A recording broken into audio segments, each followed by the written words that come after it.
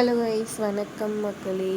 அண்ணனோட லேட்டஸ்ட் ப்ரோமோவில் பார்த்தீங்கன்னா, இங்கே ஒரு பக்கம் அன்னத்தை பிடிச்சிக்கிட்டு அப்படியே தோள் மேலே சாய்ச்சிக்கிட்டு நம்ம கார்த்திக் சொல்கிறாரு, நான் ரம்யாவை காதலிச்சது என்னமோ உண்மைதான்ப்பா, ஆனால் அன்னத்தை வந்துட்டு என்னோடய உயிராக நினைக்கிறேன், இப்போ அவளை வந்துட்டு நான் உண்மையாக நேசிக்க ஆரம்பிச்சிட்டேன் அப்படின்ற மாதிரி சொல்கிறாங்க. அதை கேட்டவுடனே அப்படியே ஒரு மாதிரி அவங்க அப்பா ஃபீல் பண்ணி நிற்கிறாரு. இங்கே பாருங்க மாமா, அதான் இவர் சொல்லிட்டார்ல, இதுக்கப்புறம் எதுக்காக ஃபீல் பண்ணுறீங்க?